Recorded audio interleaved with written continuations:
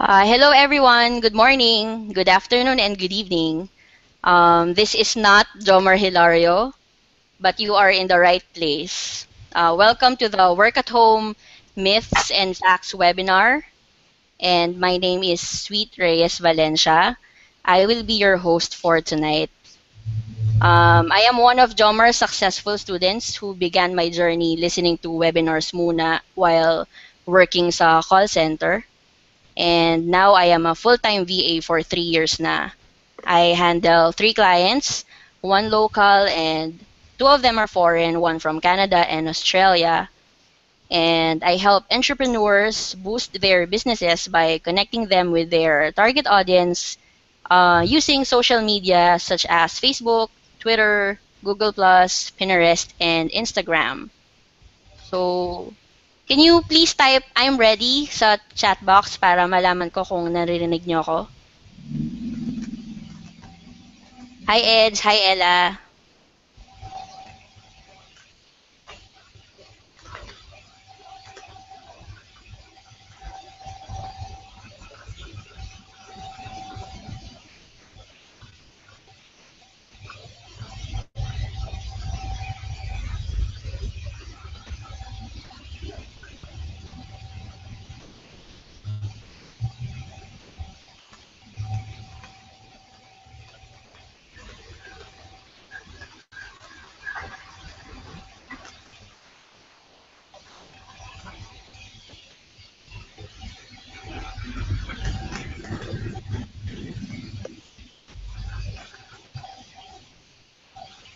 Yan, marami nang ready. Thank you everyone.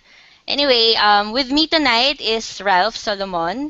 And like me, he is now enjoying and reaping the rewards of the VA life. So we will be answering your questions later after Jomar speaks. So prepare a list of questions and enjoy the webinar.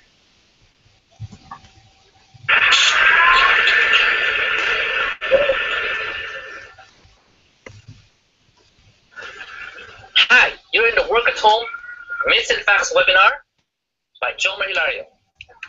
So you're thinking about earning from your computer as a virtual assistant. Is it true what they say? Virtual assistants or freelancers or people who work from home are really those things. What's real and what's false? So my name is Jomar Hilario, and you're going to find out tonight, today, or whatever time zone you're listening in, how the reality is inside the work from home world. Now, even though I teach people how to work from home, I'm going to tell you the results of a survey I did with Filipino virtual assistants. I'll let actual virtual assistants tell you how it is to really work from home. So you're going to see codes instead of concepts taken outside from a dictionary or from a Google search. Okay, these are real Tagalog English codes. So when we begin, let me just define that the word virtual assistant in the outside world actually means just an assistant, whatever kind of assistant, HR assistant, accounting assistant. That's what the outside world looks at it. But if you ask me, the word assistant is, my definition is any kind of online worker who's actually serving 1 or 3 clients. That's my definition of VA or virtual assistant. Now, there's a big difference between virtual assistant and freelancers. Freelancers are commonly those people who work on contracts. No? You have a 6-month contract, a 2-month contract, and all that stuff. And they run out of jobs when the contract is finished. So the virtual assistant, however, they get monthly income. So think about it. What kind of job would you want? A contract thing or a monthly income thing? So the virtual assistant gets the monthly income. This is the word I use to distinguish it from freelancers who get contract jobs. So let's start with myth number 1. Myth number 1, falsities and truths is all going to happen online. All that work's happening. In reality, may posibleng offline task din pala kahit VAs. For example, you're gonna be asked by a client to call up his clients. You're gonna be asked to call up a service like delivery of food, something like that. You're gonna be asked to book with hotels. You're gonna be asked to book with airplanes and boats and hotels and event venues. The task done by usual assistants, personal assistant, can also be done by virtual assistant. And there's also this thing called meetings. Sometimes the client, that's what we call people who work for when we're virtual assistant, the client calls a meeting It's not an internet meeting, it's a coffee meeting, or maybe it's a bowling meeting. You're gonna meet with your co-workers, all of you work at home, and you're gonna play bowling. I was able to experience that one time. I played bowling with a bunch of virtual assistants from a company, okay? So myth number 2, it's a lonely job. So that's what they say, you're alone, you're at home. So the quote says, matutong makipag-interact with a team. So there's a team. I still need to play as a team player every time, and I still need to talk with members of the team kahit sa email lang, minsan calls. So it's not lonely because there's a lot of interaction, emails and calls. Now, there are also monthly meetups. If you belong to my group, the Jomar Hilario Mastery Group, that's my Facebook group. The monthly meetups, there are weekly webinars. Every Monday at 9 p.m. I hold a webinar where people actually interact with each other, most of them virtual assistants. I have special events, live events, and seminars and workshops. I also have very extremely active Facebook groups, different kinds of Facebook groups. People who talk about Facebook ads, people who talk about content marketing, people who talk about the joys of homeschooling. These are all online and offline, and it's not really lonely. There's a big network of virtual assistants around the world. And also we have a big network of Filipino virtual assistants also. So myth number 3, anybody can start working from home. Yeah. Can it? Is it true? Let's see. There is such a thing as a superwoman or super VA or superman syndrome. If you should learn how to say no to avoid the super VA syndrome. What is that? Super VA syndrome is when the client thinks you're a super VA, virtual assistant, and you think you're a super VA. So whatever the client gives you, you do it. Gives you, you do it. You can't do it, you say yes. And the problem there is you wind up having a hard time trying to do what you can't do. And the big problem with normal virtual assistants, a lot of them, is that they can't do it, but they say yes. So there's this nahihiya. So pagkahiya nila, hindi na nila masabi sa client, hindi ko pala alam paano gawin yan. And they don't even have the courage to say, can you teach me how to do it? So what they do is they drop off the planet and they never show up in the face of the client again. When the client tries to call them, text them, email them, they disappear. And that's one of the reasons why you have negative news for virtual assistants and freelancers in the Philippines. Because these people, they cannot become a virtual assistant because they don't have that no. They don't know how to say no. They just say yes to everything and then they disappear. So don't do that, okay? One of the things it's the reason why I teach people how to become virtual assistants, Filipinos specifically, because Filipinos always say yes. And we are the shame of the entire international community because we shouldn't say yes when what you should be saying is, please explain. Okay? So learn how to say no. If you know how to say no, then you can be a VA. Another one is, may malaking adjustment sa mindset para hindi ka ma-culture shock. Oh, what's that? I don't know. Can you hear the crying? That is part of work from home. See? That's shouting in the house. So I'm in a locked room, but you can hear some crying. Can you work in that kind of environment? I don't know. If you don't have kids, then you cannot relate. The problem is there is an adjustment, and it's big, and there's a culture shock. When you are a virtual assistant, it's different from employment. It's also different from being a business person. So you gotta be prepared for it. What do you need? You need long patience and initiative. You don't have this, you can't be a VA. Right? Myth number 4A, because we have 4B, that's why. You're free to do what you want to do anytime. And this is one of the things they say. If I'm free to do, I'm free. I have time freedom. So before I explain that, let me show you this painting. Nice painting, huh? What do you think? How much would you pay for this painting? What do you think? Now, how about if I showed you another painting? What do you think? How much would you pay for this painting? The difference in your answer, because I'm pretty sure there's some of you, majority of you will have a different answer. Because if I put them side by side, you would buy the right one. You would probably want to put more value or more importance or more beauty into the one on the right. Why is that? They are the identical paintings because it's framed. Okay, the one on the left doesn't have a frame. The one on the right has a frame. So you actually unconsciously put more value on things that are framed. So what does that mean? Let me show you. According to my virtual assistant survey, start ay parang feeling employment siya. Pero, so she's talking about virtual assistant, frame it na as a stepping stone towards a VA business na kung saan you are your own boss and in control of your time eventually. So at the beginning, you'll feel like it's employment, but you need to change the way you look at it. Put a frame over it, okay? Make it beautiful, and then use it as a stepping stone to get a VA business. But you are your own boss and you're in control of your own time eventually. But at the beginning, you're gonna bring all the advantage of being employed in the virtual assistant world, and you're gonna have to get that big adjustment. You will need that initiative. You'll need that long patience. But understand that when you see this, you need to properly frame it as a stepping stone. Okay. Another quote says, laging nakasked everyday task para may guide at nakaplan ahead. Interesting. Does this even happen to you in employment? That everything is scheduled and everything is planned ahead? Wow, that's the VA world? Yep, that's the VA world. And let me just tell you that this includes playtime, entertainment time. Playtime, not your playtime with your children. Date time with your spouses. Everything is scheduled. Okay, so now let me talk about the effect of money when you have a lot of it. Okay, so let's just talk about it for a while. If you have more money tomorrow, it magnifies what you spend on today. So most of the time you spend it on doodads, electronics, the latest gadgets. If you have more money tomorrow, it just magnifies that you will be spending more money on your doodads and electronics because that's how money behaves with human beings. Now, it's also the same with time. If you have more time tomorrow because you think there's more time tomorrow, it magnifies what you spend on today because that's the truth.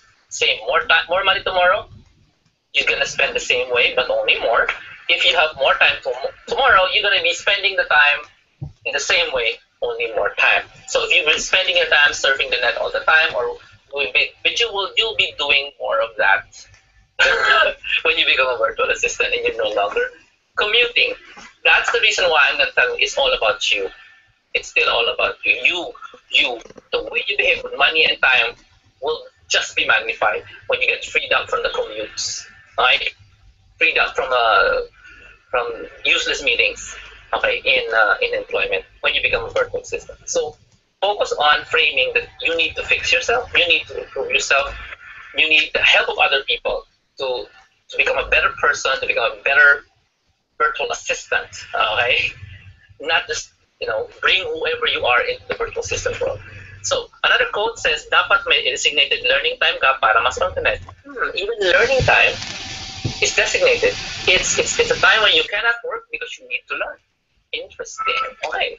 Let's go to myth 4B, which is very important. I can now spend more time with the family. Wow, this is going to be a downer for a lot of you.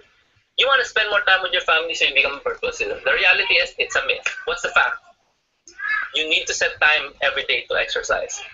Okay, so that's time away. I said there's learning time, there's play time, now there's exercise time. What's happening now? You need to allocate enough time for sleeping.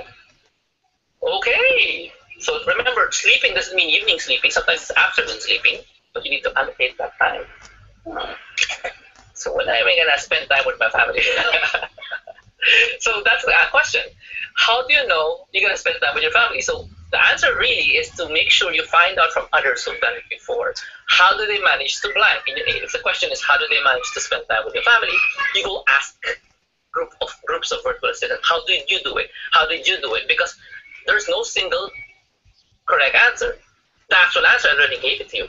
You set it up. You schedule it. You schedule your time with the family. Okay? You schedule it. But maybe there's another way done by somebody else. It's more interesting to you. You go ask them. So you have to have access to a group of virtual assistants. It's very, very important. So let's talk about mid-5. Expenses will be down agad because of the no more commute and eating out. No more eating out. Okay? Yeah, you're at home, of course. Right? Your 2,000 pesos is instead of eating it for 2 days, now 2 lunches, it will be like the whole month of grocery or the whole week of grocery. So So what happens to your expenses? You already have a computer, right? So you're not gonna spend on that, you said. But the reality is, I need to have a backup computer in case mag-fail yung isa na ginagamit ko. Oh, you need now two computer. That's just, makes sense. At work, you don't have a computer. You tell your boss, hey, I don't have a computer. You go to the admin, then they set you up with a brand new computer. So there's got to be a backup. Since you're running your own VA business, you need a backup computer. Now, another quote says that using an OS, operating system, and internet connections that are fast and efficient will make work a lot easier. Your computer is your investment in this kind of job. Okay, so you need fast internet and fast computer. So that's your investment.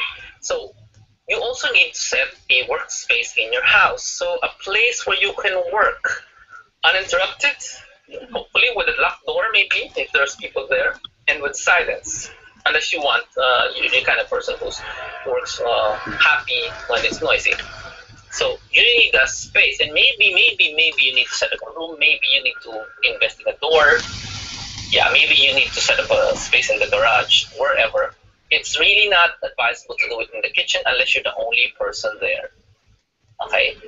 You need a space. That's a must.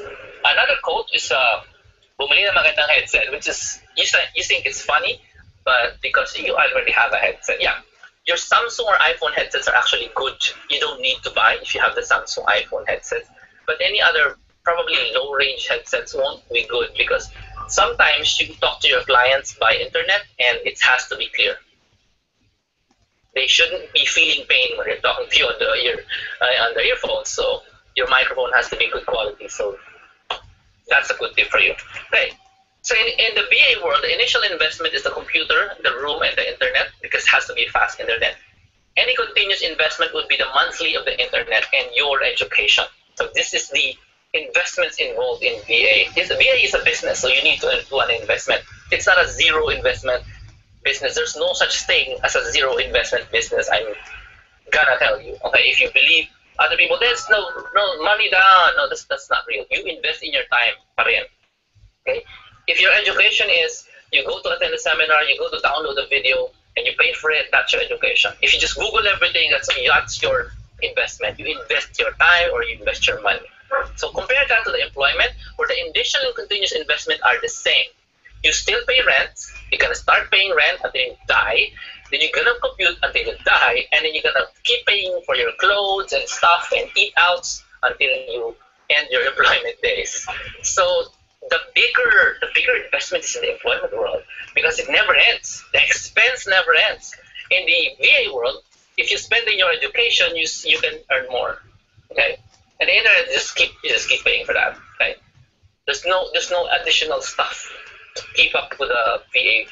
You will be upgrading your computer probably every 3 years. That's not a continuous investment. 3 years, 5 years sometimes. Okay, so it's really more cost effective if you go to the VA route than the employment route. From an expense point of view. Okay, myth 6, pang mahinang tao lang ang VA. Mga nanay, mga nawalan ng trabaho, at walang pag-asa magka-work sa employment. It's all for secretaries and VA. So this is an actual paraphrase of an email I got. It's only for weak people, VA. So let me just tell you, I got this from Odesk, I think, and it's a list of things that virtual assistants can do. And I don't think if you just think you're weak, if you're a weak person, you know Magento, you know how to do blog writing, you know how to do MySQL or Facebook apps or jQuery or Java or Joomla or lead generation or presentations or any of these. Half of this is technical, half of this is not technical. Okay? The word grammar is in the middle of the page. That's not technical, it's grammar. So this is not for weak people. These are for people who love to learn. You love to learn? Say yes. Say yes a lot. You can hear that. Yes, I love it. If you love to learn, VA is for you. Not for you. And it's tougher than the usual job setting because it will require you to be more disciplined. There is no boss behind you. If you fall asleep on your computer, you will have to make up for it yourself. Okay. Dapat maging diplomatic para walang misunderstanding. So there's a lot of human interaction. Yes, there's a lot of human interaction when you're VA. And you cannot accomplish anything without the human interaction, so you gotta be diplomatic. And again, it says another tip: Ask questions, maging makulit kung kailangan, pero aralin din ng ugali ng client to adjust to his needs and demands. So it's human psychology, human relating. It's really complicated. So myth 7, sa bahay ka lang, you stagnate intellectually. So what does that mean? Let's look at the quote. Para mag-succeed as a VA, I never stop learning and madaling maka-adapt sa changes. Okay. So, if you're at home, you cannot stagnate intellectually. You got to keep learning. Kailangan ang dedication at give up ang mga nakasanayan na unproductive habits. And I underline unproductive because to her, the person I got this quote from, unproductive means nanonood ng teleserye, lakwatsa, at gimmick. Now, to you, if gimmick is productive, then that's your definition. But to her, removal of unproductive habits is very, very important. So, let's go back to the past, and I'll show you that I've been teaching you all about virtual assistants. Let me just give you a short background. I was not like this before. This picture was taken, this selfie was taken in a long time ago, 2007 in Singapore, when I was learning all about online marketing from American and the Singaporean and Australian gurus. Now, this is the World Internet Summit in 2007, and I think I paid 7,000 pesos just to get into that seminar. And then the 3-day seminar at the end, I eventually paid 80,000 pesos just to get into mentoring, a mentoring program by a black guy. And I didn't learn how to be a VA. I was already knowledgeable about VAs. I had VAs during that time, but I wasn't teaching people how to become VAs yet. Eventually, I got to teach people how to become virtual assistants using a setup called the workshop. So this is my 2-day workshop. And I've been doing this for about 3 years until people suddenly told me, Jomar, you have to teach people how to become VAs. And that's when it started. About 2010, I started teaching people, started with a small group of people. I taught them how to work from home. And then I graduated to bigger groups, to 100. Monthly, I teach 100 people how to become virtual assistants. And that's my short background of what I do.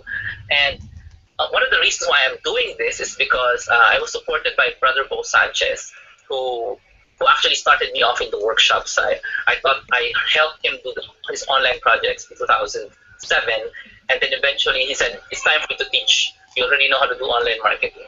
And then after the online marketing, I graduated to do teaching online marketing to virtual assistants, to OFWs and employees. And this is what Bo says. OFWs love him because they now realize their dream of not having to leave the country and their families. This is a quote from Brother Bo. And another quote is, to date, hundreds or even thousands of Jomar students are thanking him for giving them a venue where they could earn from home. So this is another quote from Brother Bo.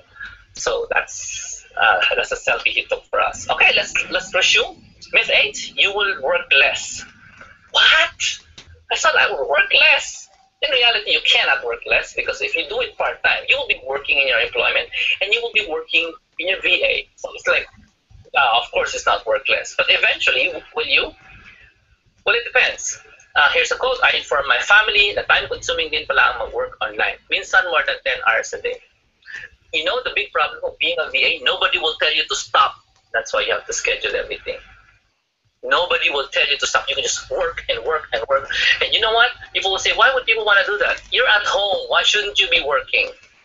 There's a different, I told you there's some sort of culture shock happening. When you're sitting in the computer and you're in the zone, you don't want to be interrupted. And sometimes you're already past your schedule and you're still working and you need to finish something.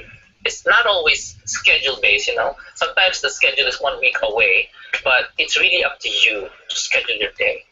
And if you become overwhelmed, which means, you know, kapag overwhelmed na, itulog, igala na lang. So this is the freedom you get from a virtual assistant. If you're overwhelmed, you can just go to sleep, go watch a movie, or just go somewhere else. And because the myth is you will work less. So you when you become overwhelmed, you work less, so you get rid of it. Okay, myth 9. You should be a techie in WordPress and Photoshop. This is always mentioned. Or with a blank, you should be a techie, period. But let me see what they say. Marunong ka dapat mag-Skype at Google Hangouts. Okay, basic stuff, not Photoshop, not WordPress. Learn how to talk to people when they interview you. Skype and Google Hangouts, okay? So when you get an interview call, you know how to fix your hair, fix your face, fix your toothpaste, toothbrush your teeth, you know? light up your face when you're doing a video chat with somebody who wants to hire you. It's very basic interviewing, but you're doing it in the internet, and you need to learn how to use Skype and Google Hangouts. That's the first thing. If you think this is techie, then yes, then you should be a techie in Skype and Google Hangouts. At least you know how to use them. Now, you should also know how to create reports. You do that in the office, so you'll be doing that also in virtual assistant. But maybe you're not used to making reports. It's just paper with words on it. Frankly, this is a quote from me. You have to have an understanding of HTML and PicMonkey and Canva. These are the three tools you should at least know. HTML is how you make websites. I don't mean you should know how to make websites. You just should know. You should know what it means. Lang. You know, B means bold. Oh, okay. B means bold. Yeah, that's what I mean. Okay. BR means page break. So that's understanding of HTML is critical. So you will feel like you're a techie. You will not use HTML most likely, but if you understand it, it's much better. And to create images using Canva and PicMonkey is good because this is a world of visual marketing. You know, Facebook is visual, Instagram is visual, and Twitter, Vine is visual. All these things are important, so they will see pictures. And if you can create great pictures for clients, then at least you start with PicMonkey and Canva as your skill set. Okay. Now, a quote again says, I should explore other social media apps. There are lots of social media apps like Hootsuite and Post Planner that you should explore. So you will say, okay, I'm a techie there. Because being a techie doesn't mean programming, it means social media apps most of the time. Here's a non-techie's tip. Keeping a notepad and a pen on your work table is a definite must. Why is that? Because if you have pieces of paper on your notepad, on your computer, on top of your computer, piece of paper, notebook, and pen, you would dapat maglista ka araw-araw ng mga task mo at mag-track ng oras. Yeah. So this is a tip. You track it offline. You track it using paper and pen because you will be reporting that to the client because the client is not with you. So the big difference is you do this in the work, in the office, but here you're going to do it with honesty and integrity. So you use paper and pen. Okay, so myth 10, our last myth, there is no promotion. Unlike in normal employment, every month, every year, they promote you and give you 2% increase. Actually, that's not true. Excuse me. May promotion scheme din pala na mas mabilis ang pag-step up. That is very true. That is very true. I see a lot of clients who actually ask me, how do I promote my VAs? Okay. And when I promoted in the past, the promotion is really 50% increase, which is too much, I think, but I did that. I already did that. I went back 100% increase. I'm acknowledging that it's wrong, but I've done it. So it's possible, right? You can be promoted. It's faster, especially if you have the skills. And how do you get the skills? You learn, you study, you avail videos, videos for sale, not just YouTube videos, tutorials and mentoring programs and coachings. So you will learn more. Okay. When you give it a chance to learn, you have to make sure you grab it as soon as possible because that will give you a better chance skyrocketing your income. Unlike in employment, you only get a chance if the bell curve fits you. If the boss doesn't like you, you don't fit the bell curve. That's reality. Okay. So lots of people try it out and fail. When I say try it out, I mean the VA world. They try it out and they fail. Why? Because they don't have mentoring. They don't know what they're gonna do, and they're just trying it out and googling everything and guessing. So they succeed a little, only a little bit, but not to the point that they can actually leave their work. Okay, or they can survive. This is what I mean by people who go through anything unmentored or they have no support group. Okay. Now, these guys have lost opportunities. They have tried to do it all alone. Okay? That's the secret. You need to be a part of a team. Okay? So to make it work. Yeah, you're going to be working alone, maybe at home, but you're a part of a bigger team, the team of learners, and aside from your work team, who's also working for your client. So let me just show you some names, some people who have helped in the past. Ryan San Juan, who within a few months after attending my VA seminar, said, I joined the VA seminar back in February 18, have not finished the assignment. I created a blog, made 9 tutorials, created Odesk, Elance. And then he said, I've been employed through Elance last Tuesday. My point is finish your assignment. It will help a lot. when you do anything that I do, anything that I launch in mentoring or seminars, there's always an assignment. That's what he's talking about here. The assignment is do the things you need to get work online.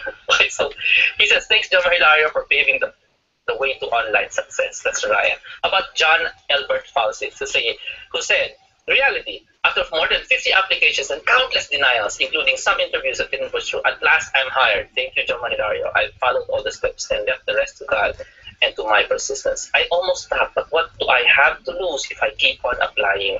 For those who are still searching for ongoing, more than 6 months, full-time, 30 hours work of job, please continue what you're doing. To win the game, you have to stay in the game. In every failure, I get closer to success. I can't really start working yet, but this image really tells us something everybody can, as long as you got the persistence. Here's another one from Joy Collado. When I found my VA gig, that's what we call the job, I submitted my resignation letter to my boss. That's one of the most exciting days of my life. That's Joy Collado. And lastly, this is from Cons Sabala. The most important thing I have accomplished since I started working from home is that I have more time with my family. So she says, it's true. It's possible. I can go to places I never thought I would go while working. So a traveling VA. So that's Cons Sabala. That's Consolacion. So that's female. Okay. So I know at this point you want to find out how do you start in this virtual assistant work at home business, right? So just a reminder, when you find yourself face to face with a chance to learn how to start, okay, with the mentoring, with the coaching, with the seminar, grab it, because when you join, you'll be part of a team of learners who will support you all the way. Now, I have the only Pinoy group who keeps continuously learning new things. I actually have that online presence. It's called the Jomar Hilario Mastery Group, Jomar Hilario Business Mastery, Jomar Hilario Advanced Mastery, JomarHilario.com. All those websites will help you learn. Next week, we will learn, are you qualified to work at home? And it's going to be 9 p.m. in a free webinar again on Monday. So if you're excited to learn more about this, go visit freewebinaraccess.com. and you'll be able to sign up for the Are You Qualified to Work at Home webinar. Okay, so if you are ready to grab the opportunity to learn, you still have a few days to go, and you just go to jhilario.com/Jomar's 12 days. That's my 12 days of Christmas. Just get bundle 1, 2, or 3. Those are 3 bundles, and those are the tutorials on that they call the VA seminar. Bundle 1, 2, and 3 are all VA seminars with additional bonuses in that. You have 3 choices. Pick one of the 3 and be on your way to learning how to become a virtual assistant. Okay, so thank you very much for listening. And you know, you can do it. You can do it because people are here to support you. And I'm here to support you. So grab the chance. This is Jomar Hilario. Live a marvelous life.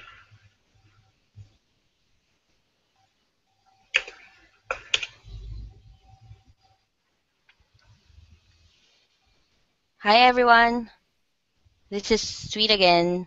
Kamusta naman? Gising pa ba ang lahat?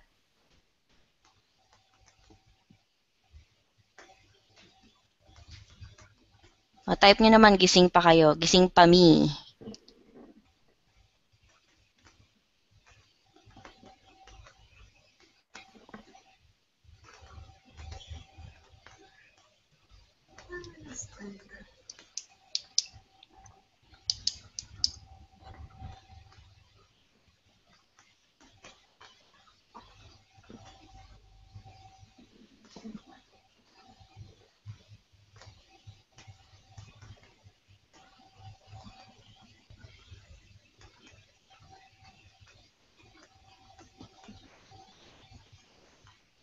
Nice. Hi Bernie. Hi Rudyard. Hi Lorinda. Wow, ang dami gising pa. Okay, very good. So sino pang mga merong mga questions pala for me or for Elf or kung ano man yung diniscuss ni Jomar kanina, meron bang mga concerns, mga nakakagulat na revelations?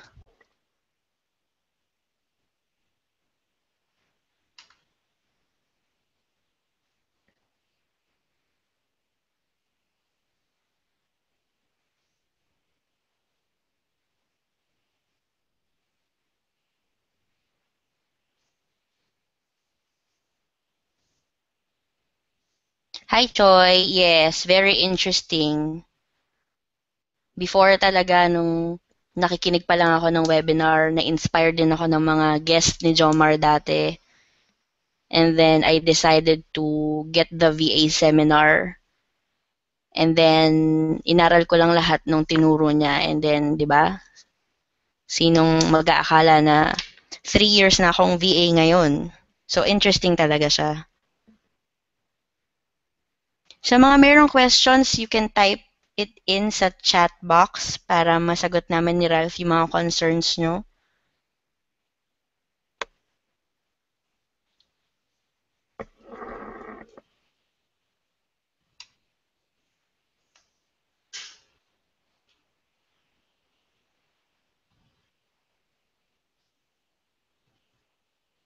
Hi Luz, kamusta naman ng first time? Sana nag-enjoy ka at marami kang natutunan.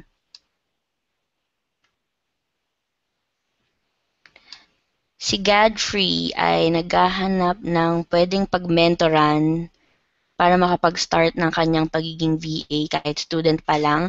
Actually marami, pero ang pinaka mabisa na mentor mo ay si Jomar talaga. Kasi siya yung magbibigay sa'yo ng ways paano maka-avoid sa scams, ng mga dapat mong matutunan, lahat. Kahit lalo na yung mga hindi techie, minsan may mga undergrads na unemployed or mga senior citizen, marami siyang natutulungan actually. Different ages talaga.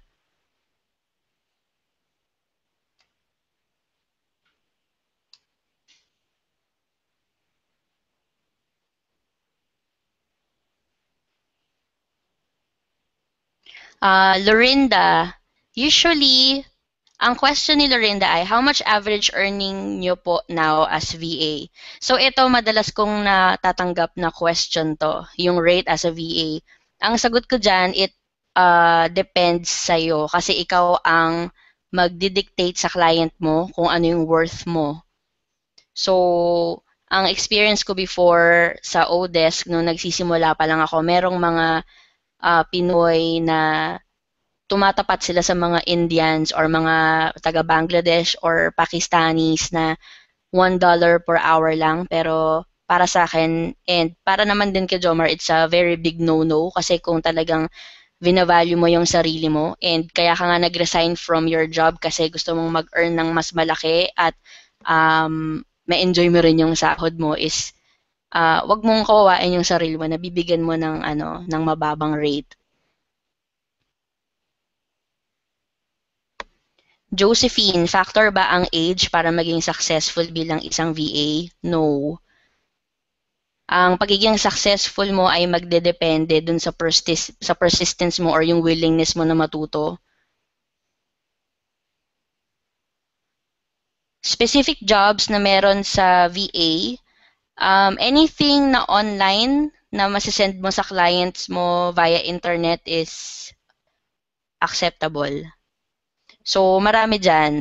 Merong mga nurse, may mga uh, teachers, merong call center agents, merong web designers, ano pa ba? Marami pa.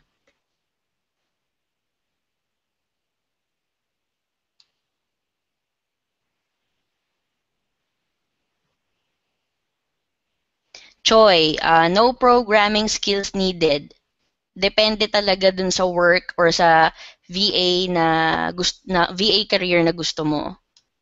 So, for example, kung blogger ka, walang programming na kailangan. Depende kung ikaw yung magsiset up ng sarili mong website.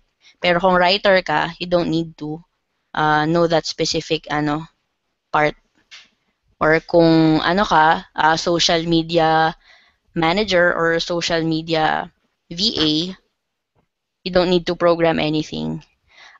Maybe Ralph would want to answer some of your questions. Ralph, are you unmute na? Yes, hello. Okay. Hi ka naman sa kanila, Ralph. Hi everyone, hello. Ayun, may nakita lang akong question ni Eds. Ang sabi niya, yung BA 101 or BA 2013 po ba sa BA202 but focus lang sa FB ads and LinkedIn marketing. Ads, magkaiba siya. Bali yung tatlong 'yan magkakaiba yung ano niya, yung focus niya. Yung kasi yung 2013 is for general skills lang siya. Wala siyang focus na kung anong skills.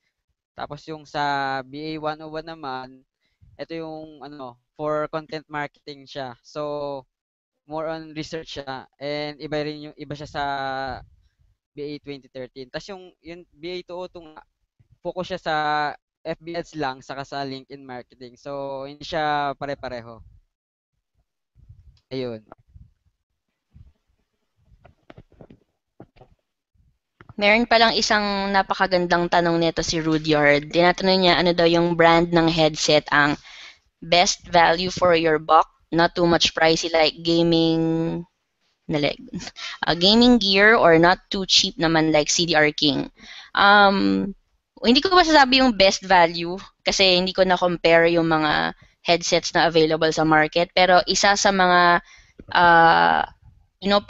sinasuggest ni Jomar na magaganda, which is yun yung ginagamit ko ngayon na simula nung nagsimula akong VAA, yun pa rin yung headset ko hanggang ngayon, yung Logitech na headset.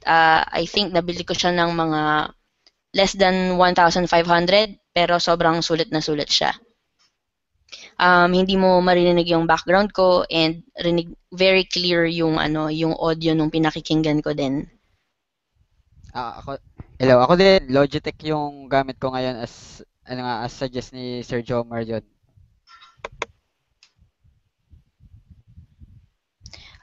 Ask ni Choi, I usually ba what nationality ang employer?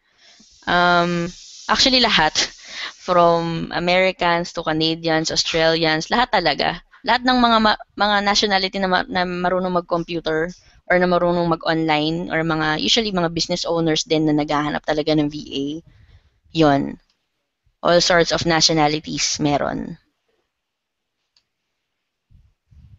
Si Angie, would you share some not so good experiences with employers that you have got in the past? Sige Ralph, ikaw muna sumagot. Ano yung tanong? Would you Sabi ni Angie, would you share some not so good experiences with employers that you have got in the past? Ano yung mga bad experiences mo nung naging VA ka na? Sige. Ito, medyo recently lang rin to. Yung last December. Nagkaroon ako ng gig. Hinire niya ako for Facebook advertising. Tapos, so di nag-start na yung contract. Tapos within 2 days, bigla ako naka-receive ng email sa ODES na yung this job is been ended. Kumbaga, biglang inid niya na walang masabi kung bakit. Ayun. Yun siguro yung experience na not so good talaga. Pero meron ka nang nasimulang trabaho sa kanya. May nagawa ka ng task. Mga ilang hours na? Parang almost 2 days na worth na siguro mga 16 hours or less. Malaking bagay din yun Oo. Ano pa? Aside from that, meron pa ba? So far, yun pa lang. Actually ako, medyo marami naman. Pinakaisa sa mga naalala ko, meron akong full-time na gig before. Sa mga hindi pala nakakaalam, ang gig ay yun yung term ng mga VA sa kanilang mga work. So, ang gig ko before ay social media sa isang American client. So, itong American client na to, single siya na nasa early 40s na. So, I'm not sure kung bakit ganun yung ugali niya. I'm not sure if it's because of the culture or or baka siya lang talaga. Pero medyo medyo rude. Tapos, feeling niya, tulad nung isa sa mga sinasabi ni Jomar kanina na kailangan hindi ka yes ng yes dun sa client. So, ikaw yung magsasabi ng kung gusto mong mag-off ng holiday, sabihin mo sa kanya ahead of time. So, itong client ko na to, gusto niya kahit holidays, magtatrabaho pa rin ako. And kahit more than 8 hours a day na ako nag-work, meron pa rin siya mga pinapagawa sa aking work. Medyo matagal din ako sa kanya, mga 1 year din mahigit. Pero ang pinaka-reason kung ba't ko siya finire, siya talaga ang finire ko ha. Finire ko siya kasi hinahanapan niya ako ng work. Nung araw na namatay yung dad ko, sabi ko sa kanya, I will not be able to work muna today and for the next 3 days uh, dahil nga namatay yung dad ko. And then sabi niya sa akin, so paano na yung paano na yung ganito, paano yung ganito, paano yung ganyan. So binilangan niya ako ng kung ano-ano. So sabi niya kasi hindi daw ako nagsasabi sa kanya ahead of time. So sabi ko, paano kung masasabi ahead of time, hindi ko naman alam na mamamatay yung dad ko, 'di ba? So actually meron ng recent na nangyari din prior dun sa pagkamatay ng dad ko na ganun din, napaka-inconsiderate niya. So sabi ko, hindi ito yung tipo ng client na gusto kong maging partner, na gusto kong pag-aksehan ng oras at i-dedicate ko yung valuable time ko. So dahil alam ko yung uri ng client na gusto kong katrabaho, sabi ko hindi siya yon. So finire ko siya, sinabi ko na I cannot work with her anymore, na hindi ko na i-continue yung contract. Although, kasi I highly suggest na kapag meron kayong contract with your clients, magandang ito turn over nyo. Halimbawa, gusto nyo na mag-resign or na i-discontinue yung contract, mas magandang merong turnover na at least 2 weeks or 30 days before, magkakaroon kayo ng magandang turnover na kung merong papalit sa inyo, ituturo nyo or ibibigay nyo yung mga files, yung mga password, etc. etc. So, dahil dun sa ginawa niya, hindi tuloy ako nagkaroon ng magandang turnover kahit na yun yung gusto ko. Kasi nga, napaka-inconsiderate niya. And meron naman akong isang naging client before na taga Bangladesh naman siya. Gusto niya, kada mag-uusap kami, lagi akong naka-video. Pero hindi siya nagpapakita sa akin. So, medyo nakikripihan lang ako. So, dahil hindi ako komportable dun sa setting na yon or sa setup na yon, I decided na hindi ko na lang din i-continue. So, yun yung kagandahan ng pagiging VA kasi ikaw yung may hawak ng um, nung setup mo sa client mo. Ikaw nagdi-dictate ng rate mo, ng shift mo, kung anong gusto mo, morning ka ba, tanghali, gabi, or gusto mong 3 hours a day ka lang, or 8 hours a day, or Monday to Friday ka lang. So, hawak mo yung oras mo at yung mga day offs mo, holidays mo, ganyan. Basta kailangan lang clear kayo with the client. So, yun. So, dahil hindi ako komportable doon, finire ko din si client. Ayun, medyo mahaba yung topic na yun. Actually, masyado pang maraming kwento, pero I think mas maganda sa ibang na yan, sa ibang webinar na. Kasi interesting yan eh. Okay. Anong speed, sabi ni Ella, anong speed ang advisable sa internet and advisable ba na second connection? What do you mean second connection? Yung backup internet mo? Baka yung backup yun. Oo, no? So, yung speed ko, usually, ang nakikita ko sa mga nag-i-interview sa Odesk, minimum na hinihingi nila na speed ay 2 Mbps. In terms of, halimbawa kung ano mang company siya or anong brand yung connection mo, yung internet provider, I suggest na kung ano yung malakas dun sa area nyo, yun yung kunin nyo. Kasi sometimes yung ibang tao sinasabi mabagal ang Globe or sa kabilang side naman mabagal ang PLDT, lagi may problema. Pero depende kasi yun sa area, kung merong cell site available or kung masyado kayong malayo sa Globe, like dun sa dati kong house, Globe yung malakas, ngayon naman PLDT. So depende. Ikaw, Ralph. Ako kasi, doon nga, kung ano yung pinakamagandang connection yung nasa area.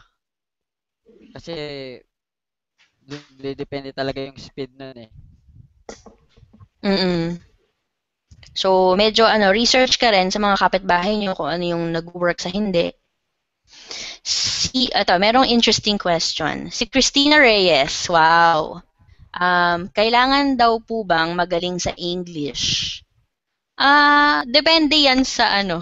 Well, mas maganda magaling ka sa English kasi mas flexible, tsaka mas marami kang clients na makakausap, tsaka mas confident ka na makipag-usap, lalo na pag interview, di ba? Or kapag ine-explain mo kung ano yung pinopropose mo. Halimbawa, sinasabi mo na um, gusto mong taasan yung rate mo, let's say from $10 to $20. So, kailangan i-explain mo sa kanya bakit. Di ba? So, naniniwala ako na hindi siya kailangan pero mas maganda na magaling ka sa English or na i-develop mo man lang or at least kung hindi ka sobrang galing, parang i-fake mo yung pagkagaling mo.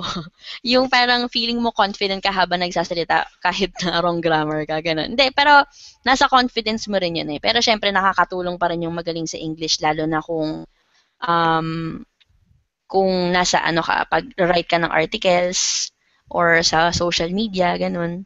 Kasi hindi lang yung client yung kausap mo eh, kung hindi yung customers ng clients mo. Yun. Ikaw, Ralph, meron ka pa bang maidadagdag dyan? Yung sa about sa English, siguro hindi naman kailangan talaga magaling ka. Kasi meron din Mm-mm. naman mga jobs na yung interview lang through chat. So, siguro naman hindi sa chat lang makakasagot ka na rin kahit papaano. Pero malaking advantage na rin talaga kung magaling ka. Yun lang. Pero necessary na hindi siya talaga need na na skills. Correct.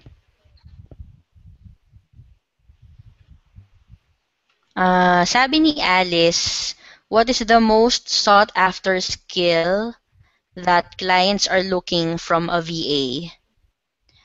Marami Oh. kasing skills, no? Merong mga technical at hindi technical.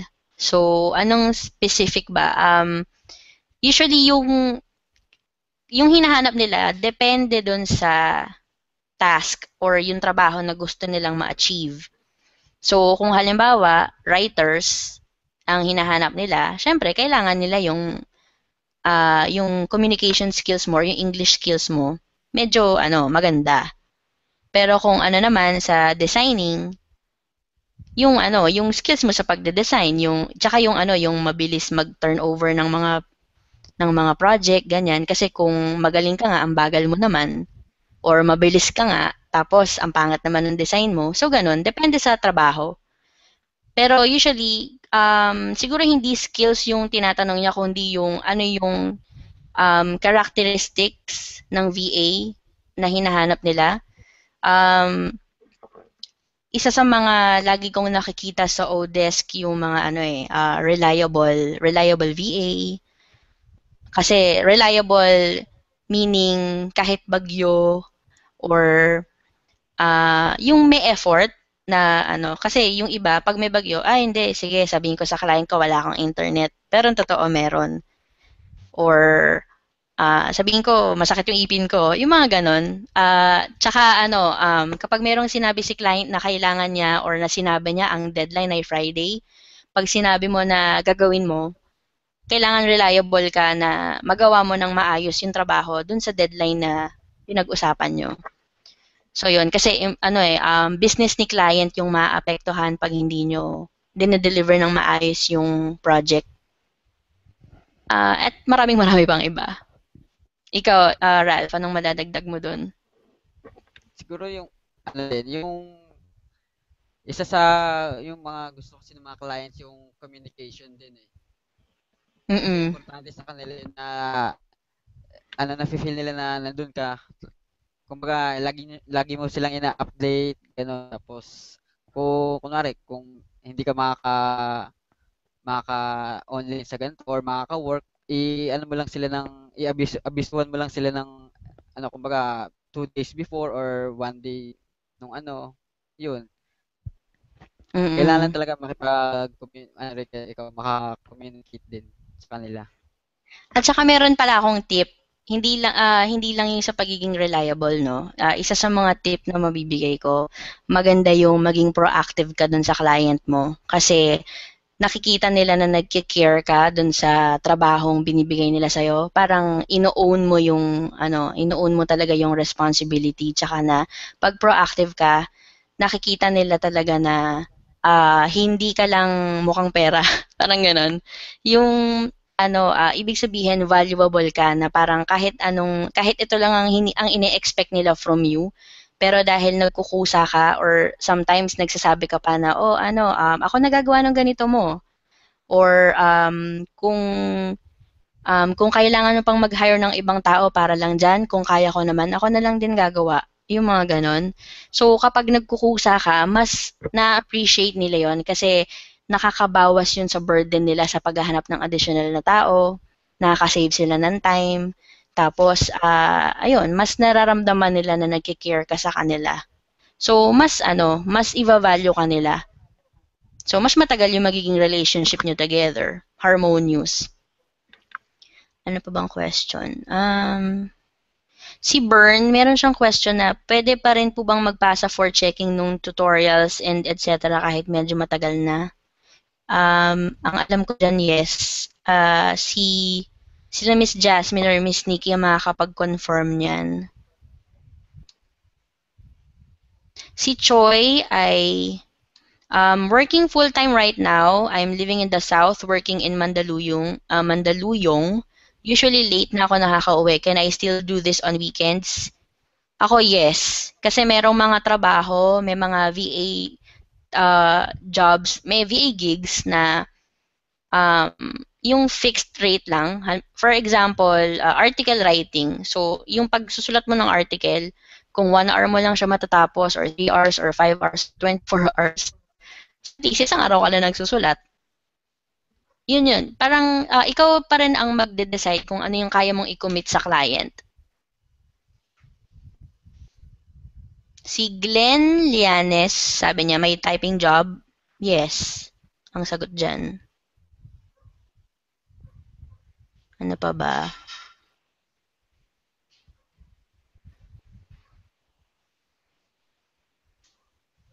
Si Nympha, sabi niya, share naman your VA journey, Miss Sweet. How did you start? What is your current specific job? Kukwento ko ba, Ralph? So yun na, kwento ko ng mabilisan para ma-entertain ko yung questions na iba. Okay, so dati akong call center agent. Mga almost 10 years na ako. Actually, agent ako for 3 years and then na-promote ako to QA. So, basta call center ako ng almost 10 years. And then, na-stroke yung dad ko. So, kailangan kong i-help yung mom ko na maging caregiver sa kanya kasi matanda na yung mom ko. So, sabi ko, instead na mag-hire ako ng nurse na nababayaran ko din, di ako na lang yung mag-alaga sa dad ko habang nag-work ako. So, before ako mag-resign, tinadhana ni Lord na makilala ko si Jomar sa isang seminar na inattendan ko before. And then, dahil dun sa seminar na yon, nag-attend ako nung VA seminar na pinopromote niya dati. Kasi nakita ko dun sa presentation niya, maraming pictures ng family niya during the day. So, nung nakita ko yon, dun ko na-realize na ito yung uri ng buhay na gusto ko, yung merong time with family, tapos yung time with friends, 'di ba? Kasi usually pag nasa call center ka tas night shift, ang day off mo iba-iba din, yung shift mo iba-iba. So, kunyari merong mga gatherings, madalas wala ka or tulog ka. Tapos yung Christmas mo and New Year, madalas nasa trabaho ka. So, na-experience ko rin before sa call center na lumilindol na, may kudeta sa Glorieta, bumabagyo ng signal number 4, nasa trabaho pa rin. So, sabi ko, ayoko na nung ganong buhay, hindi ko na kaya. So, nung in-offer ni Jomar yung opportunity na meron palang work at home, nag-attend ako agad ng seminar. So, kahit sabi mong may bayad siya, sobrang sulit na sulit. So, umattend ako noon ng September ng seminar niya, and then October, tinapos ko yung assignment. Kasi dun sa may seminar na attendan nyo, meron kayong magiging assignment doon para in preparation sa pagiging VA nyo. So, tinapos ko yung assignment, and then October tinapos ko siya. November, nagkaroon ako ng first part-time gig agad, kahit nasa call center pa ako. And then, nung sabi ko, aba, totoo pala to, no? So, kumikita talaga ako ng pera, dollars yon. So, sabi ko, mag-iipon ako ng pera para makapag-resign. So, ayan, nag-ipon ako. By January, nung kinasundan na year na yon, nag-resign na ako. Tapos, yun, naalagaan ko na si dad. And, mas na-appreciate ko yung pag-work at home kasi talagang napagsilbihan ko siya hanggang sa nung araw na namatay siya. Andun ako sa tabi niya. So, yun yung sobrang malaking benefit ng nagtatrabaho ka sa bahay kasi you get to spend your time working nang nakikita mo sila. Tapos, isang example pa doon yung yung nakagat yung mom ko ng aso. Ang tao lang sa bahay noon, yung dad ko na inaalagaan ko, ako, at saka yung mom ko na nakagat ng aso. So, kung naisip ko noong time na yun na parang sayang, wala na akong Medicard, wala na ako sa call center. Pero naisip ko, hindi rin kasi kahit sabi mo may Medicard ako, kung wala naman ako dun sa bahay, hindi ko siya masasaklolohan. 'Di ba? So, sabi ko sobrang talaga, sobrang meant to be talaga na mag-work at home ako kasi nandun ako nung time na kailangan ako ng parents ko. Ayun, so ang to answer the question pala na kung ano yung trabaho ko nga ngayon, I do social media marketing to business owners. So ako yung nag-handle ng mga social media channels nga nila like Facebook, Twitter, Instagram, ganyan. Yun. Yun yung pinaka maiksing summary na maiisip ko to answer that question.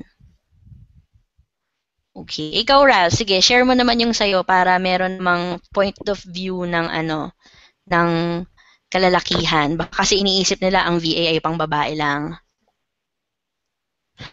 Sige, yung sa akin din, nag-start din ako as part-time BA. Bali, nag-work ako sa bank as an IT staff. So, habang nag-work in employee, nag-start na rin ako ng part-time ko. Bali, yung nalaman ko nag-start yung about sa email ni Brother Bone. Nakita ko yung work from home ni Sir Jomar. So, yun, ginrab ko tapos ginawa ko nga yung assignment. Kinear ko yun ng 2 months. Tapos, ayun, pinasa ko. Then, yung mga unang months, hindi siya madaling makakuha hindi ako madaling nakuha ng clients. Pero, nag-try hanggang sa yun nga, nakakuha na ako as part-time din. Yun. Tapos, eventually, last 2014 May, nag-resign na ako sa employment para Yay! pursue yung VA na full-time para marami akong makuhang gig na. Ayun. Wala naman masyadong medyo story na katulad kay Sweet. Alam ko yung kay Sweet medyo Oo, no? Kada kinukwento ko kaya yan, umiiyak ako. Ngayon, medyo natatawa na lang ako. Oo nga.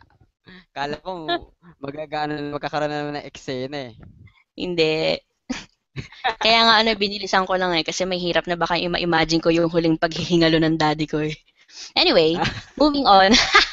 Ayun, si Angie, meron siyang another question. How do you handle the time difference between the location of the employer and you being in the Philippines?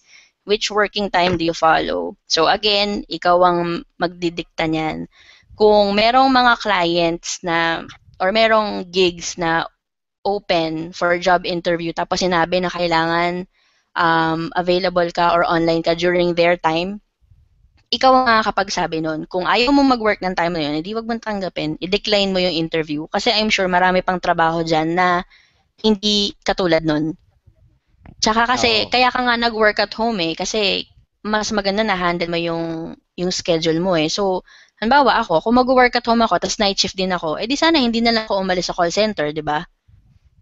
Yun, so parang nasa sa'yo talaga. Ikaw ang magde-decide kung ano yung alam mong makakabuti sa'yo. So kung may parang malakwago ka na nocturnal, sa gabi ka talaga mas buhay na buhay, Ganado. di okay lang, 'di ba? Wala namang masama. So hindi yung client ang magdidikta. Huwag kayong matatakot na hindi kayo matatanggap sa trabaho dahil lang ayaw nyong dahil lang ayaw nyong pumayag sa shift na gusto nila. Kasi napakaraming clients diyan na naghahanap ng VA. Tama. Yun. Si April Joy ay merong katanungan kung magkano daw ang monthly ng 2 Mbps sa Pinas. Actually, iba-iba. Pero Depende. yung sa akin ay 1299 po, ma'am. Kasama na po ang landline. Sales. May sales pa eh, no? Dapat babayaran ako ng PLDT dito ah. Wait lang. Ano pa bang questions? Si Rochelle, aside from Odesk daw, what other venues to look for gigs? Ikaw, Ralph. Meron ding Ano, freelancer. freelancer, elance.com, tapos meron people per hour, ano pa ba? Yun. Actually, marami. Pero ang isa sa mga lagi kong tinitip dyan, kung saan kayo pinaka-komportable, tsaka at home, doon kayo. Kasi ako dati, marami akong in-applyan. So, nag-freelancer ako, tapos nag-Odesk ako, tapos meron pang isa Elance, yan. Tapos, parang yung na-overwhelm ako kasi ang dami kong tinitignan. So, nag-stick ako sa isa. Nag-Odesk lang ako. Mas doon ako nakatisod. Kasi, mas nagtiyaga ako doon kasi mas nagustuhan ko yung nila, yung, sila, parang user-friendly. So, yun. Kasi kung iba-iba, magla-login ka doon sa isa, tapos check mo, 'di ba? Kung may nag-invite sa'yo, maghahanap ka ng available jobs. Usually yung mga clients naman, pare-parehas lang din yan, nagsasubmit kung saan-saan. Oo. Ayun, so kung saan kayo komportable, doon kayo. May add din Um, ako. mm, May add ako. Meron din meron din nabanggit sa akin na okay din na yung marami. Kunwari yung about isang online site na meron kang profile. Kasi mm, parang naka-diversify ka. mm, Lang, pwede rin mo siyang i-focus na isa, pero yung profile mo or yung i-update mo sa lahat para sure yes. na yun. Kahit ka mag-focus sa isa, updated pa rin yung mga ibang profile mo dun sa ibang site. Ayun lang. Mm. Si Glenn, sabi niya, how do we get paid as VAs? Ano to? Online din. Oo, online. PayPal. Usually sa Odesk, pwede mo na i-connect yung i-link yung Local mga bank ATM. transfer. Oo. So dati Oo. Odesk pwede na yung RCBC, yung BDO, ganun. Oo. Dati lang BPI, PayPal. yung sa Union Bank, 'di ba, yung PayPal. Oo. Ano pa ba? May question dito si Eds. Mhm. Ay, ewan ko. Ito na ba yun? Ay, Alin oo, yun? tama. Ayun. If you Nasagot get na. paid, how will you declare it in BIR? Nasagot na to dati, hire an accountant. Yun lang yung sagot dito Oo. eh. Ayun. Doon ka sa accountant, bali magtatanong kung paano siya i-declare. Okay. Si Nympha naman, sabi niya, wait lang. Asan yun? Nawala yung Ayun. question. Ayan, if makapasa na ba ng VA assignment, may endorsement ba sa client after from Jomar or bahala na mi mag-apply? Actually, bahala ka na mag-apply. Pero, sa ODES kasi, ilalagay mo doon yung mga trainings or education na tinake up mo. So, pwede nyong ilagay doon na nag-seminar kayo ng Yung virtual assistant portfolio. seminar, di ba? Oo, ilalagay nyo sa portfolio nyo. So, yung sa akin nakalagay doon. Kaya, minsan, may mga clients na nagtatanong, ano daw yun? So, meron namang description doon. Pwede nyong ilagay na nandun yung um, yung kung paano nyo pinahasa yung skills nyo, yung mga kailangan nyo matutunan para maging mabisa kayong VA, ganun. Okay. Meron pang isang mabisang question dito, nakalimutan ko. Ayun, si Marco, if sa social media marketing, ikaw ba ang mag-iisip ng ipopost or si client ang magsasabi? Ito, depende to. Pero, um, kung magaling ka na VA, ang una mong gagawin sa client mo, tatanungin mo lang sa kanya kung ano yung, actually hindi mo na kailangan tanungin kasi kung magaling ka, masa-sense mo or mariresearch mo kung ano yung target market niya, yung demographics, ganyan, yung mga customers ba niya, kunyari, mas karamihan ba doon, babae na age 18 to 24, etc., etc. So, ikaw yung magpo-propose kay client na, o sige, ganito gawin natin. Lalo na, mai-impress si client kung siya wala siyang idea. Pero kung may idea na siya at gusto niyang ganitong post ang gawin mo, syempre, susundin mo siya. Pero magsasuggest pa rin na mas maganda siguro dagdagan natin ng ganito or gawin natin ganito. Kasi kapag nagbibigay ka ng inputs or ng insight dun sa client mo, mas na-appreciate nila kasi mas alam nila na alam mo yung ginagawa mo, na expert ka dun.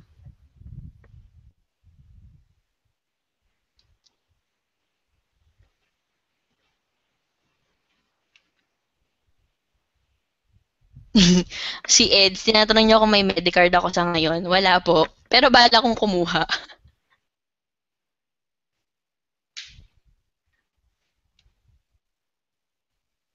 Si Ems, tinatanong niya kung meron po ba computer-aided drawings or CAD works? Yes, meron. Naalala ko ni Eds. Malamang umiyak ako nito kaya naalala niya ako. Pag umiiyak kasi sweet yan.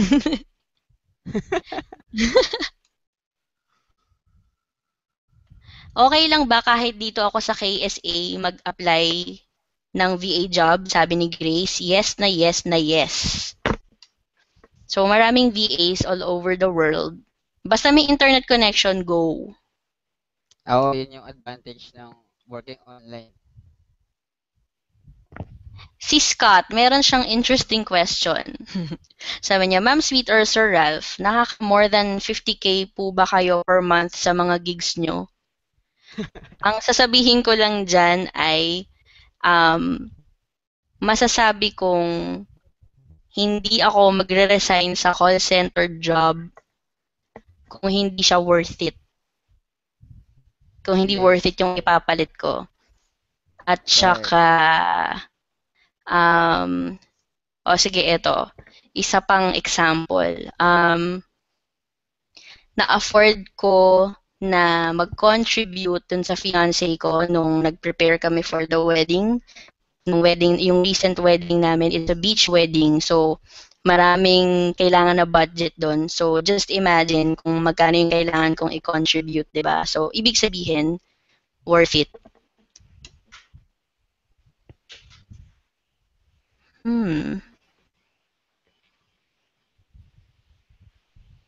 Si Janina, sabi niya ay, attending Jomar's seminar would mean we get to be referred to clients for VA work, which means attendees will be prioritized and be able to land a full-time home-based job.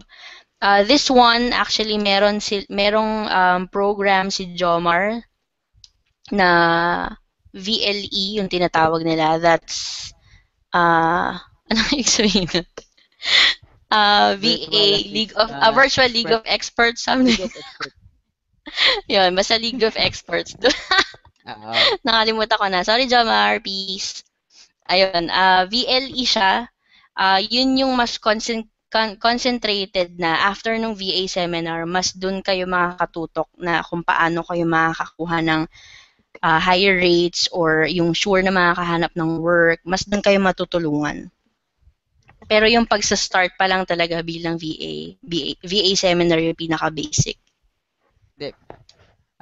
Pwede pa yung kung gusto nila may ma-refer na client, alam ko, pwede nilang kunin yung sa VA 101. Tsaka Madalas din kasi may mga business owners na kay Jomar mismo lumalapit. So, Oo. nagpo-post sila sa Facebook na merong business owners na naghahanap ng VA na ganito yung requirements. So, syempre, yung mga clients na lumapit kay Jomar, kung alam nila na umattend kayo ng seminar, mas malaki yung chance nyo kasi ibig sabihin, ay kasi dahil tiwala sila na si Jomar ang nag-train sa inyo, ibig sabihin, alam niyo yung mga ipapatrabaho nila.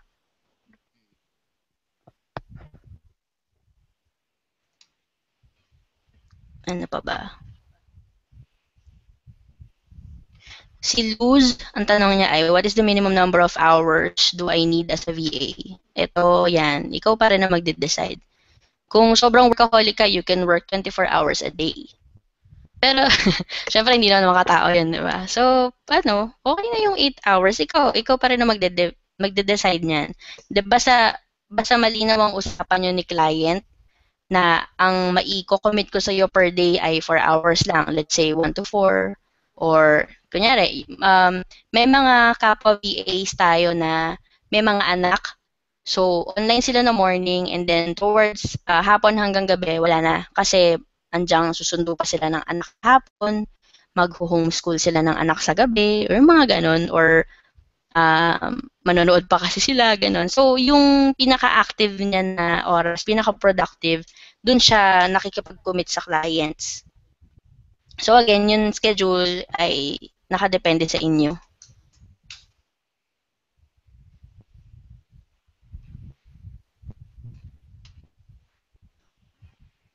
Meron ba akong na-miss na questions, Ralph? Naghahanap din pa ako.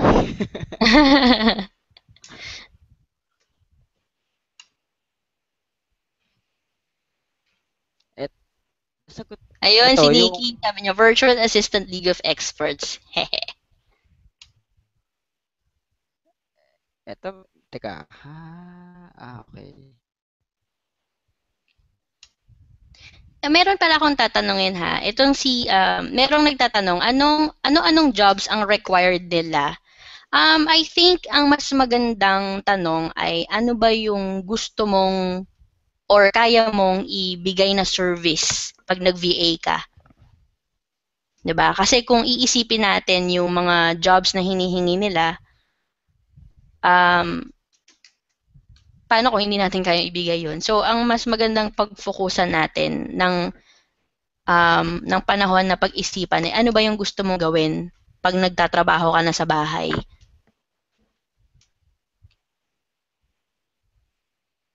Hi, Beth.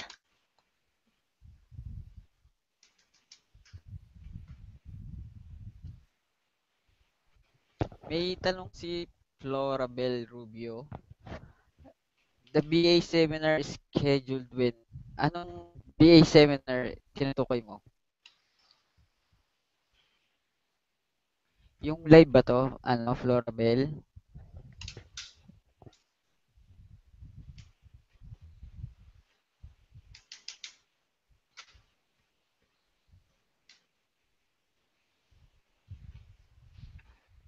In fairness, ang dami na nilang questions. Yung ibang attendings, nakikita ko lang yung names nila pero hindi sila nagtatanong. Baka nakatulog na sila. Tanong kayo. Oo nga, Minsan minsan lang to. Next sweet. time, wala na kami ni Ralph. Kwentuhan mo nga. Kukwentuhan ko. Baka maiyak na naman ako.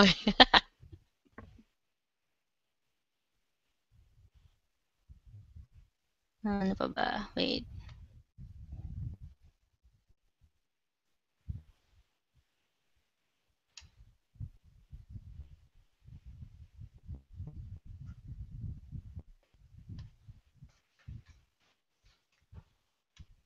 Nahihirapan ako maghanap ng questions, Ralph, kasi sa dami.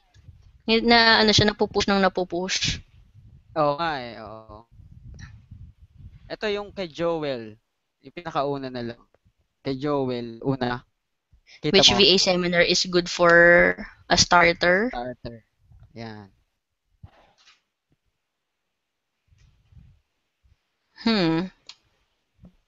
Yung VA seminar na na live syempre. Yan. Tama si Miss Nikki. Yung VA Bundle 1 kasi siya yung actually na nga siya, sobrang sulit na nga kasi ang dami niya ng kasama. Yes. O kaya, pwede sila sumali yung dito, yung sa naka-post sa naka-display, sticky. Oo, Yung win ay si downloadable course. downloadable course. Use pay 95 stress value at 28,000 plus. Siguro, yun na yung pwede nyo maging first step. Oo. Sali kayo dyan sa may contest kasi wala namang mawawala. Oo. Actually, masyado kayo maraming magigain kasi kung kayo nanalo, isipin nyo yung matitipid nyo almost 30,000 din, di ba? Tapos, makukuha nyo na rin yung yung seminar na kinakailangan nyo na downloadable. Correct.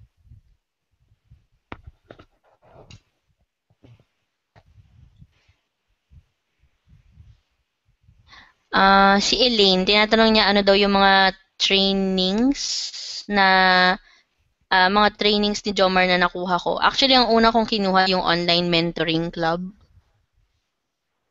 Na kasama rin sa sa mga VA bundles niya. Bundle 8. Tapos, oo. Tapos, sumunod yung live na VA seminar. Tapos yun, dire-diretso na yun.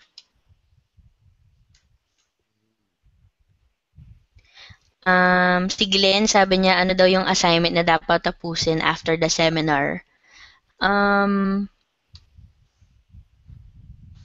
Marami siyang papagawa eh. Actually, maganda yon kasi yung papagawa niya sa inyo, yan na yung magiging portfolio nyo na pwede nyong i-present sa client. Kasi syempre, di ba, minsan, wala pa kayong experience. So, pag nakita nila na meron kang portfolio, na meron kang may ipe-present sa kanila na ito na yung mga nagawa ko.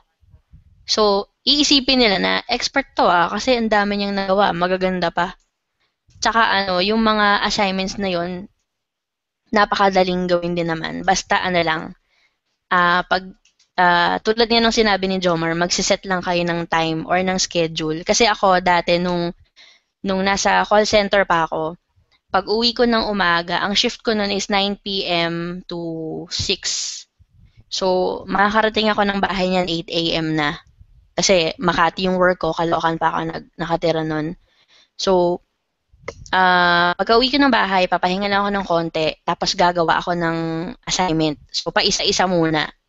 So, isang presentation or isang slideshow. Tapos kinabukasan, ganun ulit. Kaya ako siya natapos agad. So, medyo hindi na muna ako nanonood ng TV noon. Tapos, mahilig din kasi ako magnood ng mga series or magbasa ng mga books na fiction, pero hindi ko na muna yun ginagawa. Yun. Hindi naman nagsasacrifice yung sleep ko. Hindi lang ako nanonood ng TV. Kasi alam ko na merong at stake. Tsaka binayaran ko yun eh. Siyempre gusto kong sulitin, di ba? Si Nympha, question niya, how to compose good cover letter para ma-attract ang clients, lalo na if no experience pa? Ako, personally, ang ginagawa ko,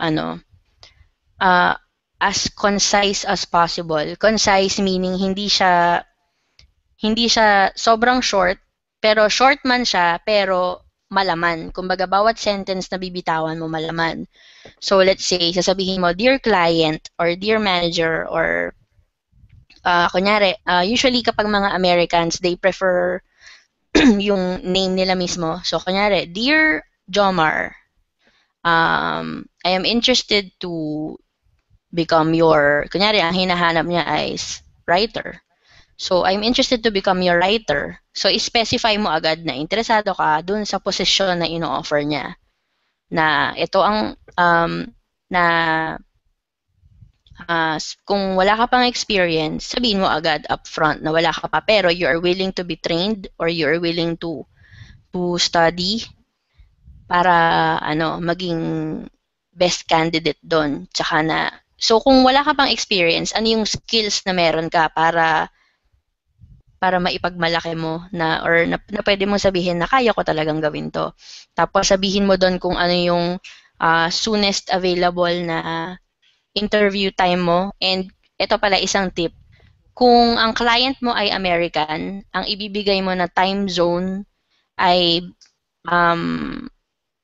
kasi diba sa States meron silang Eastern, Mountain, Central, and Pacific time. So kung gusto mong ma-interview ng 2 p.m. ng tanghali sa Pilipinas, i-convert mo yun sa Pacific Standard Time. Yung ganun. Para hindi na sila mahirapan mag-convert. Yung ganun. So, pinadali mo yung buhay nila. So, sasabihin mo na, I am available at ganitong time, ganitong day, via Gmail chat or Skype call or whatever, ganyan. Tapos, looking forward to hear from you, ganyan. So, as concise as possible, pero kailangan iparamdam mo dun sa client na naintindihan mo yung job offer na pinapresent nila.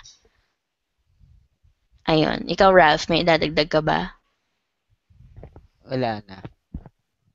Wala na agad? Wala na agad? Ano pa ba? May questions pa ba?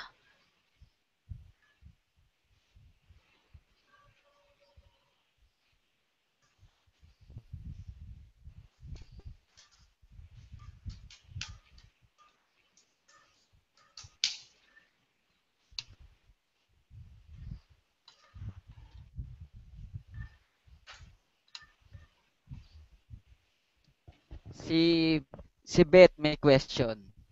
Ayan. When is the next live seminar for BAs? When I get to meet Jomar and other BA students? Is it included in bundle 1? If not included in bundle 1, how much is it? Beth, sa bundle 5 siya nakalagay. Yung BA Summit ba yun? Christmas Summit. Ito, iyan ko yung link.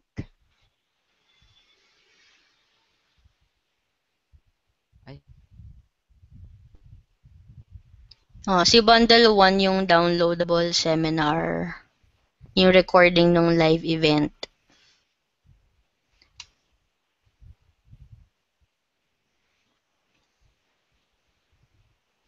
Si Bundle 5 ay siya yung 2 live seminars na gaganapin. Exciting yun. And most likely nandun din pala ako. Kasi nung nandun ka ba, Ralph, nung di ba nandun ka nung first VA Summit? Oo. Di ba guest? Ay, Participant. Participant ka nun, di ba? Yes. Yun, Next time, di ka na participant. Hindi, pero yun nga, nandun ako that time. Tapos nakakatawa pala kasi, sige, meron akong quick kwento. Hindi ko alam kung quick yun, pero sige, meron akong kwento. So, one time nung buhay pa yung daddy ko, pagkagising ko sa umaga, nakita ko siya na nasa sahig, na nahulog siya sa kama niya. Tapos sobrang duguan siya. So, medyo nagpanik ako, pero sabi ko kailangan kong i-compose yung sarili ko na, kasi usually naman, hindi ako gumigising ng sobrang aga. Pero nung time na yon, 6:00 ako ng umaga nagising. And it just so happened din na yung mami ko, kakalabas lang din niya ng bahay, nagwawalis yata siya or something. So, parang nagkataon na ako yung nagising at ako yung una nakakita. Kasi kung yung mami ko yung una nakakita nun, malamang hinimatay siya. So, yung araw na yon, sobrang stressful yun. Yun yung worst morning ever ko. Na makita kong duguan yung daddy ko na ganun.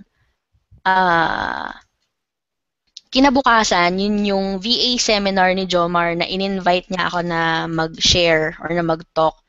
Tapos, sabi ko sa kanya, baka hindi na ako makapunta kasi nga walang magbabantay sa dad ko. Tapos, nung same day, nung VA seminar, nakahanap kami ng tao na pwedeng sumama sa mami ko para magbantay. So, sabi ko, sige, hahabol ako dun sa VA seminar. So, yun, dun sa VA seminar, as usual, umiyak ako. Ina-explain ko na muntik na akong hindi makapunta. Pero kasi sobrang fresh pa di ba? So, talagang mega iyak ako noon. Tapos, sabi ko sa kanila na kung mag-work at home sila, isipin nilang mabuti kung bakit nila gustong mag-work at home. Ako, ang reason ko talaga is to be with my family. So, yun nga na ma-spend ko yung hours ko na makapag-serve dun sa parents ko. And na-serve naman niya well. So, sabi ko, isipin nilang maigi na hindi lang nila yung ginagawa para sa sarili nila, kundi para sa family nila. 'Di ba? Kasi nandun sila when your family needs you the most. Lalo na yung mga may anak, 'di ba, na minsan naiiwan sa yaya or sa in-laws, yung mga ganon. So, marami kasing mga moms na gustong makasama yung anak nila, spend more time kasi madalas pag uwi nila, tulog na yung anak. So, yun, parang sabi ko sa kanila na gawin nyo to hindi lang para sa sarili nyo, kundi sa mga taong nakaasa sa inyo, tsaka na naghahanap at nangungulila. Nagkagawin nyo to para sa family nyo. Kasi, yun nga, malaking impact yun sa kanila. Hindi lang yung buhay nila yung magbabago. Tapos sabi ko sa kanila, naalala ko pa na isa lang sa inyo, dun sa klase na yun isa lang sa inyo ang maging VA, sobrang sulit na yung dinayo ko. Kasi from Caloocan to Taguig, napakalayo.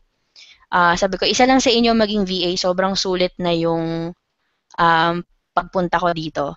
And true enough, nung VA Summit, dahil volunteer ako noon, yung isa sa mga special VA guest natin, si Miss Joan Vergara, sabi niya sa akin, ikaw pala si Sweet, alam mo ba, nandun ako nung nag-talk ka, ganyan. Tapos, yun nga, sinabi niya, VA na siya, tapos successful na siya, kasi HR na siya ngayon, di ba? Parang dati siyang battered wife, pero nakuha niyang ayusin yung family life niya kasi kailangan niyang iwan yung yung husband niya na nalulong sa masamang stuff.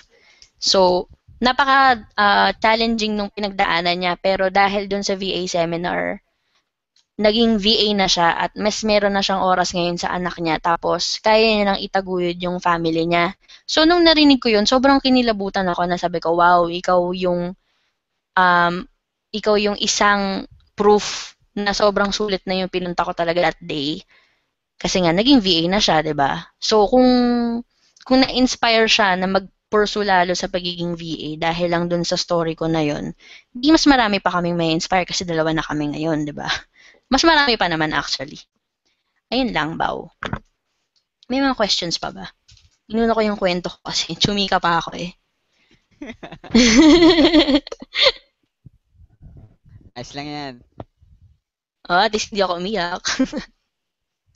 Oo nga.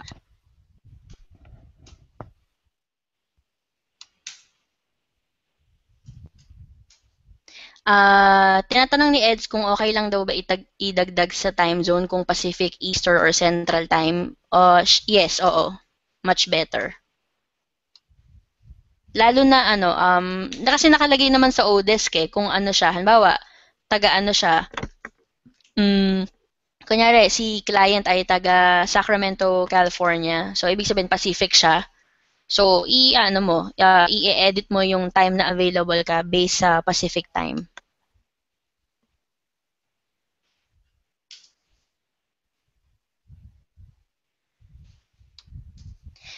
You're welcome, Scott. And yes, kung may mga questions pa kayo, mag-list lang kayo. Actually, yung Jomar Hilario Mastery Group, sobrang magandang support group siya. Kasi pag meron kang tanong, yung mga tao willing sumagot, merong mga pro na VA, may mga aspiring VAs, halo-halo. Tapos nakakatuwa kasi nakaka-gain ka ng friends. So kahit work at home ka na, hindi ka pa rin nawawala ng social life. Correct. Tama. Ayan, katulad niyan, si Ralph, hindi ko naman siya friend dati, pero friend na kami ngayon. Di ba, Ralph? Close tayo. Yes.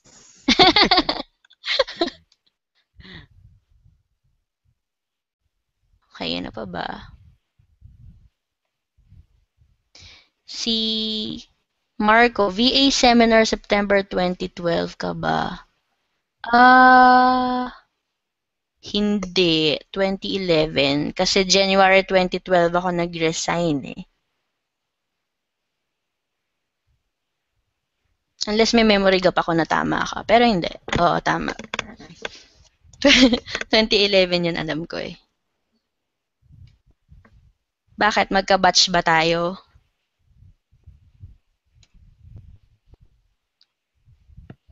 Tsaka medyo konti pa nga yun eh, sa may batch namin. Parang siguro 30 lang kami nun.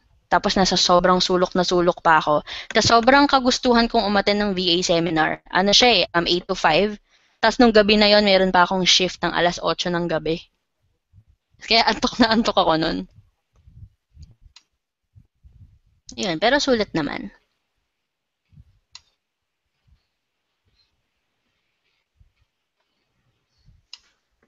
Yun, wala na masyadong questions eh. So, maybe we can wrap this up na, Ralph. Yes, sige.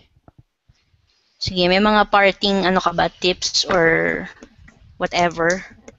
Ayun, yung sa mga gustong mag-start, yung mga nagbabalak pero undecided pa rin. Siguro yung pinaka-start nyo na ito, yung sa contest na to, yung win a downloadable course. Para kasi ma-experience nyo rin kung paano sumali sa isang contest. Masaya naman siya. Tapos baka malay nyo, kayo pa yung manalo. Di libre yung downloadable. Correct. At saka pwede rin nilang ibigay yun sa iba, di ba? Yes. Nanalo sila, tapos nag-avail na sila ng bundle 1 or ng bundle 5.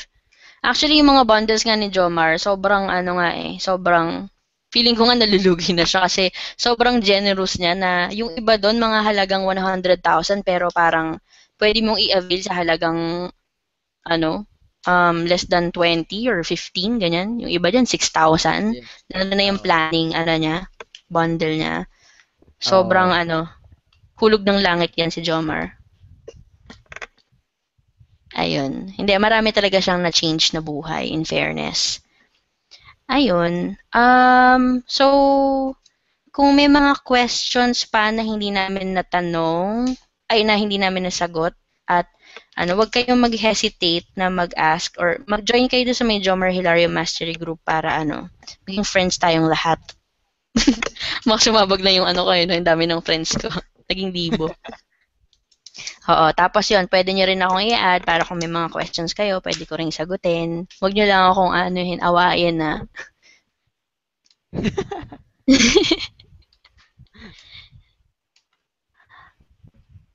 May mga sinasagot pa yata si Miss Nikki na mga tanong-tanong. Sila, yung mga may tanong siguro, baka sila Miss Nikki na magsagot. Hoy, sa mga happy naman tonight, sabihin nyo naman, I'm so happy kung na-inspire namin kayo or kung meron kayong natutunan tonight, I'm sure matutuwa si Jomar na naging productive ang ating webinar tonight. Yes. Pakitype sa may chat box, I'm happy. Maraming salamat sa nag-join at mga nag-question.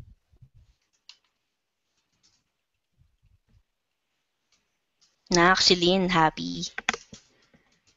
Siya ang unang-unang happy person.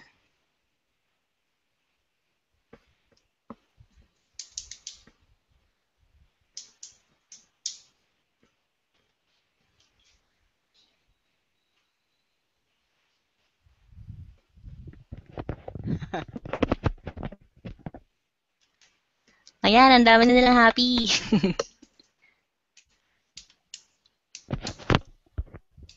Ayan, oo nga. Thank you sa inyong lahat.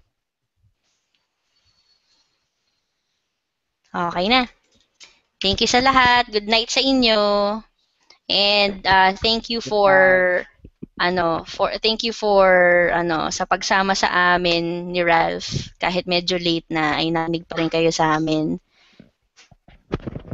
Thank you. Thank you everyone. Have a good night.